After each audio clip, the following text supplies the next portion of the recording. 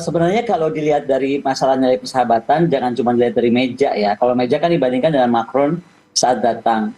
Presiden Macron saat datang ada dua hal, memang karena COVID. Tapi kedua, kalaupun COVID, mejanya nggak sejauh untuk meja The Last Supper seperti itu. Itu memang menunjukkan Presiden Putin tidak terlalu menerima, tanda kutip. Nah, kalau kedatangan Pak Prabowo kemarin itu kan disambut oleh Kemenlu Rusia, Kemenhan Rusia, dan juga administrasi kepresidenan Rusia atau Presiden Putin. Kemudian yang mengejutkan itu sebenarnya adalah difasilitasi mobil Aurus. Aurus itu biasanya dipakai hanya untuk menyambut kepala negara yang sudah jadi resmi gitu. Jadi Pak Prabowo diperlakukan seperti sudah presiden yang sudah dilantik. Kemudian disambut di pintu masuk kepala negara. Itu yang dibukakan itu adalah pintu masuk khusus kepala negara di ruang Ekaterinsky. Jadi memang buat ruang-ruang untuk para kepala negara. Jadi dari sambutan itu lalu kemudian bagaimana Presiden Putin sendiri menyambut langsung presiden terpilih kita 2024, ini menunjukkan bahwa memang beliau disambut dengan sangat terhormat. Jadi bukan saja sebagai Menteri Pertahanan, tetapi juga sebagai Presiden terpilih Indonesia yang baru. Oke, baik. Berarti tidak hanya disambut sebagai sahabat, tapi juga sebagai kepala negara Indonesia begitu. Ibu Koni sekarang menetap di Rusia. Nah, pada saat ini kita ketahui bahwa rakyat Indonesia masih memiliki kesan yang positif terhadap negara Rusia. Nah, ini apakah hal yang sama pun dirasakan oleh rakyat Rusia, di mana mereka juga pandangannya positif terhadap Indonesia? Oh sangat ya, di sini tuh malah kalau kita gali kan kemarin kalau kita lihat pembicaraan Presiden Putin dan pembicaraan Pak Prabowo, itu kan bicara tentang histori. Pak Prabowo mungkin menyinggung bagaimana kita tuh jadi merdeka dan menjadi hebat di era 60-an itu, mempertahankan misalnya Operasi Mandala kita, itu karena sejarah dari bantuan Soviet kala itu. Tetapi kalau di sini malahan lebih hebat lagi, di sini tuh malah ada museum maritim, itu menuliskan sejarah dari abad 17 sampai abad 18 ketika ekspedisi maritime empire-nya Rusia di bawah kepemimpinan Catherine the Great yang itu memerintahkan di Desember 22 tahun berapa tuh ya, tahun 1786. Saya soalnya tinggal di Saint Petersburg, ini kota museum. Jadi semua museum kita harus datangin. Nah, di situ ditulis bahwa bagaimana kapal-kapal Navy Rusia itu sudah memasuki Selat Sunda dan masuk ke daerah Pulau Jawa, dan tahun 1806 dua kali sebenarnya kapal Rusia itu Nazezda dan Neva itu masuk dalam perairan Indonesia. Jadi kalau Rusia ditanya bagaimana masyarakat Rusia melihat kita, itu sudah sangat jauh melampaui, dan jelas perang dingin di era tahun 60 ketika misalnya Khrushchev dengan Presiden Soekarno, kemudian bagaimana kejadian ketika bantuan militer pertama dari Soviet di tahun waktu kita dikirim truk Soviet tahun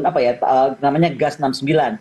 Lalu Pak Nasution masuk di tahun kemudiannya membeli pembelian RUSPT gitu kan. Jadi yang seperti itu dan kemudian disusul sekitar kita tuh spending waktu itu $2,5 miliar. Bayangkan tahun 1960. Kita sudah spending beli helikopter militer Mi-4, kita beli fighter jet MiG-15, MiG-17, MiG-19, MiG-21, Ilyushin 28. Intinya banyak sekali, termasuk juga pesawat angkut Antonov, kemudian juga kerjasama militer lain, yang menunjukkan saat itu, Rusia itu sangat memperhatikan kita. Contohnya KRI Irian. KRI Irian itu adalah kapal yang namanya sebelumnya adalah Ozanovice 310. Itu kapal yang sebenarnya diambil alih dari Baltic Fleet-nya Rusia, dan itu sebenarnya nggak pernah dikasihkan oleh Rusia kemanapun, kecuali negara terdekat yang dianggap sahabat.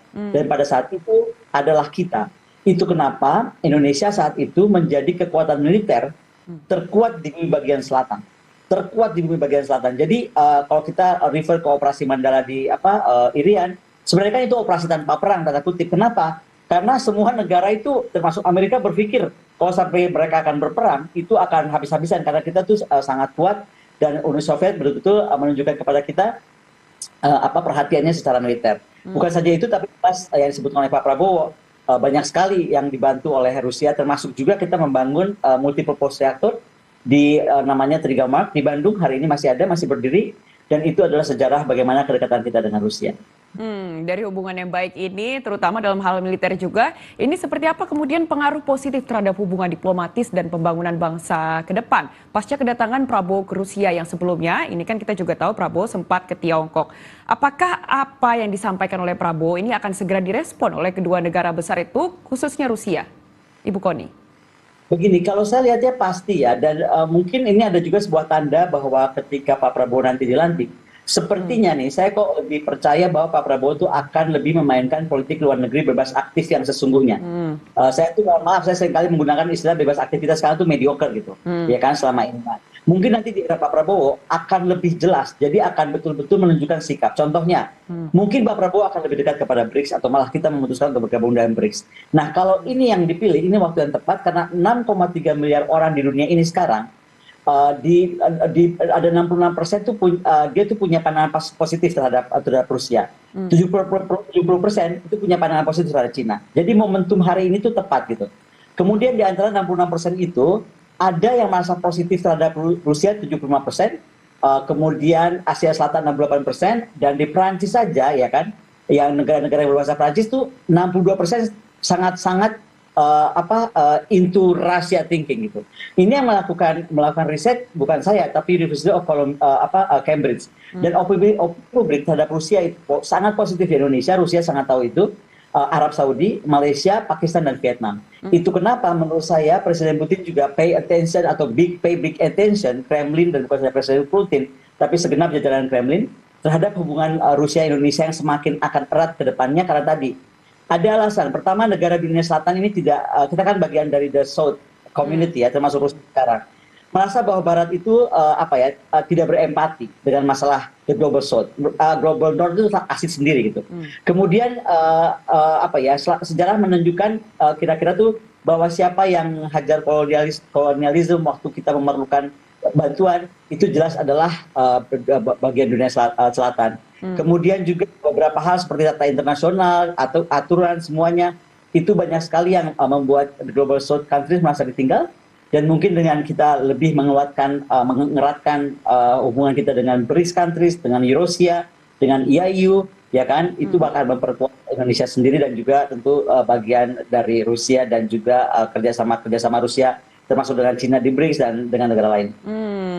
Ibu Kony, kembali sedikit ke pertemuan antara Pak Prabowo dengan Presiden Putin. Ini kan terkesan Prabowo memberikan kesan nostalgia terhadap hubungan Indonesia dan Rusia. Seperti misalnya simbol Rusia pada waktu itu masih Uni Soviet, ini ada di mana-mana di Indonesia, dari gedung DPR hingga misalnya patung Pancoran begitu. Apakah langkah ini baik dalam membina hubungan diplomatik antar kedua negara ke depannya? Saya kira sangat baik ya, apalagi ketika kedua kepala negara ini berbicara kemarin, itu kan jelas Presiden Putin juga menyatakan betapa pentingnya hubungan bilateral yang berasal dari historis yang sudah panjang, yang sudah terjalin lama. Itu sangat di-emphasize oleh Presiden Putin.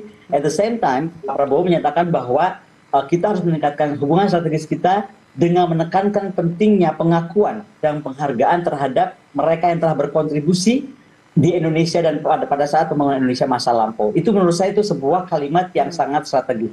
Jadi betul-betul melihat ke belakang untuk menyoroti potensi peningkatan ke depan itu seperti apa.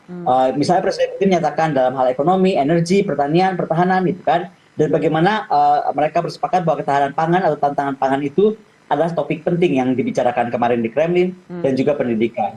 Di lain sisi, saya rasa Pak Prabowo sangat ingin sekali meningkatkan rantai pasokan. Itu rupanya disadari beliau kalau beliau nanti menjabat, rantai pasokan itu akan dan produksi nasional adalah produksi pangan nasional menjadi hal yang penting. Lalu yang paling saya tertarik itu ketika beliau bicara tentang kolaborasi pendidikan. Saya berharap bukan saja kolaborasi pendidikan nantinya, tapi lebih kepada industri, kepada high tech, gitu kan, kepada sebuah teknologi tinggi yang memang Rusia terkenal sangat canggih, terutama kerjasama militer. Karena menurut saya menjajaki potensi kolaborasi dalam hubungan militer itu bisa juga masuk ke arah kita bagaimana mengembangkan teknologi, peralatan militer, industri pertahanan, dan lain dan sebangsanya, selain juga tadi meningkatkan hubungan ekonomi dan perdagangan. Ibu Kony, tadi juga sempat dibahas terkait dengan hubungan yang sudah baik di bidang industri, pendidikan, militer, perdagangan, ekonomi. Nah, jika kita melihat terkait dengan perkembangan teknologi lain, seperti misalnya nuklir begitu, ini kan juga merupakan hal yang menarik. Kita tahu bahwa di kawasan Asia Tenggara yang berbatasan dengan Australia dan juga Tiongkok ini, Indonesia adalah negara yang tidak memiliki energi nuklir. Apakah sudah saatnya Indonesia menuju ke arah sana, dan seberapa mendesak sebenarnya menurut Anda, dan apakah dampak pertemuan dengan Tiongkok dan juga Rusia kemarin ini akan membuka mimpi Indonesia untuk ke arah nuklir? Kalau dengan Tiongkok mungkin sudah lama ya, sudah berkepanjangan, tapi saya tuh agak emphasize ke Rusia ini karena ini kan kejutan untuk kita semua, termasuk saya di sini gitu kan, tentang nuklir. kita mesti paham dulu apa sih tantangan Asia Timur gitu. Kita tuh ada di Asia ya. Pertama, persaingan geopolitik antara Cina dan Amerika Serikat. Kedua adalah persaingan proyek mega konektivitas. Jadi gini, kita tuh mesti sadar Indonesia itu negara yang sangat seksi dan akan semakin seksi di abad Asia Pasifik ini. Yang ketiga adalah bagaimana tantangan kita pada keamanan klasik Asia Pasifik. Ada sengketa teritorial, ada proliferasi nuklir, ada kejahatan transnasional, dan bagaimana semua aktor regional itu harus terlibat dan mampu terlibat. Jadi kita nggak bisa cuma jadi penonton. Dan disinilah pentingnya, kemudian juga Pak Prabowo kalau nggak salah bicara tentang bagaimana nanti kita akan bisa teknologi cyber misalnya. Nah, semua hal ini sebenarnya harus dasar dari sana, yang kemudian akan menggambarkan Indonesia ke depannya dengan Rusia itu akan seperti apa. Nuklir menjadi hal penting karena nuklir itu somehow somewhere itu punya deterrent effect yang sangat besar. Jangan salah tadi saya tersinggung, reaktor nuklir pertama kita Trigamark di Bandung itu multipurpose reaktor yang sebenarnya bisa digunakan untuk energi, untuk kesehatan, untuk rumah sakit, untuk pertanian, tapi jangan salah bisa juga untuk hal-hal lain diperlukan untuk perang. Nah, sekarang kita mungkin tidak akan berpikir ke sana. Kalau nggak salah kita kan sudah menandatangani yang sebenarnya saya nggak terus sepakat, yang ngapain juga sih tanda tangannya, karena toh kita harus menunjukkan kekuatan kita. Tapi intinya kita sudah akan bisa kerjasama misalnya energi. Indonesia ini mengalami masalah energi yang sangat besar, yang sekarang mungkin belum terasa secara signifikan, tapi sebenarnya sudah, kalau kita masuk ke pelosok di daerah lain selain di Pulau Jawa ya, itu akan lebih terlihat parah. Nah, kekuatan Rusia dia itu punya kemampuan nuklir nuklir yang bisa deploy di atas kapal. Jadi bisa offshore. Kenapa saya bilang ini penting untuk dihampiri teknologi dan kemampuan ini? Karena orang Indonesia itu masih sangat takut pada apa yang disebut tenaga nuklir gitu. Jadi untuk mensosialisasikan masalah itu agak terlalu panjang dan mungkin sulit. Nah, jadi kalau mau cari jalan cepat, jalan pintas untuk bagaimana menyelesaikan masalah energi, maka kapal energi Rusia tadi yang bertenaga nuklir itu bisa sangat segera digunakan dan akan sangat membantu misalnya pulau-pulau lain selain di Pulau Jawa gitu.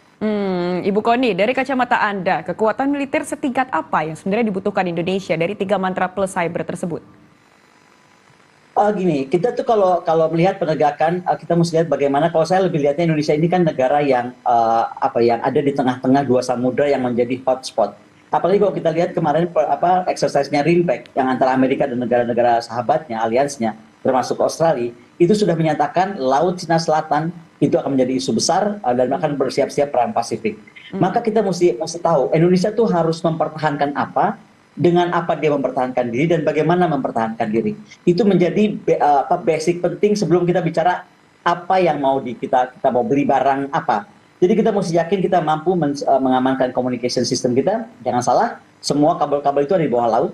Bagaimana communication intelligence kita harus terbangun, bagaimana meningkatkan sophisticated improvised explosive devices yang itu akan terjadi, guided missiles, ya kan, unmanned aerial ground and surface vehicle, termasuk juga bawah permukaan, kapal-kapal perang ke bawah permukaan, termasuk kapal selam. Karena gini, dengan kondisi Asia Pasifik hari ini kita harus merubah doktrin kita. Kalau menurut saya lebih authoritarian defense, di mana lebih harus bersikap offensive passive defense. Ketika kita bicara passive defense, kita jadi tahu doktrin apa yang akan diberikan kepada darat, kepada angkatan laut, kepada angkatan udara. Jadi kita misalnya untuk angkatan darat kita akan perlu rapid mobile army gitu yang bisa all climate and terrain warfare. Tapi untuk angkatan laut kita mesti mampu membangun maritime silent armada. Jadi armada yang tidak terdeteksi dengan mudah oleh lawan dan mampu mewujudkan blue water navy. Dan itu artinya kita mampu mewujudkan integrated maritime defense ya, sistem pertahanan laut yang terintegrasi. Untuk udaranya harus ada iron umbrella karena zaman sekarang tuh perang nggak ada, angkatan laut, angkatan darat jalan-jalan sendiri, itu selalu diprotek dari ruang udara dan itu perlu maritime iron umbrella dari Air Force. Artinya kita harus menargetkan air supremasi tercapai dan multi role platform angkatan udara kita yang harus tercapai. Nah ini semua ada di Rusia. Jadi saya kira ini menjadi menarik. Jangan beli itemnya dulu atau jenisnya dulu, tapi kita tahu kita mau kemana dan mau apa dulu. Dari situ kita tahu doktrinnya harus dirubah seperti apa dan baru tahu alat pertahanan apa yang harus kita beli dan kita ciptakan. Baik Ibu, secara geopolitik ini posisi Indonesia berada di tengah, tapi secara sikap politik sendiri seperti yang tadi Ibu juga sampaikan, mengarah ke politik bebas aktif yang diterapkan oleh Indonesia, apakah justru tidak menjadi ancaman bagi negara-negara yang beraliansi atau malah justru menjadi kawan? Kalau Ibu Kony melihat seperti apa? Begini, seringkali kesalahan kita yang paling pertama ya adalah justru itu. Setiap kali ada penguatan pertahanan gitu kan, kita kok cuma bisa lihat, oh Australia memperkuat di AUKUS, oh ada kuat, ada Five Power Defense Arrangement. hanya gitu menjadi penonton. Hari ini saya berharap dengan kepemimpinan Pak Prabowo ya, karena latar belakang beliau yang militer itu, akan lebih tahu negara kawasan itu geopolitiknya akan seperti apa, dan kita ada dalam ancaman besar sebenarnya, karena tadi saya sudah singgung soal Rimback exercise yang sudah menyatakan Laut Cina Selatan dan Taiwan akan menjadi isu. Betul, iya. Nah, artinya justru sekarang kalau kita memperkuat diri, kita tidak harus melihatnya sebagai terjadi perubahan senjata, bukan.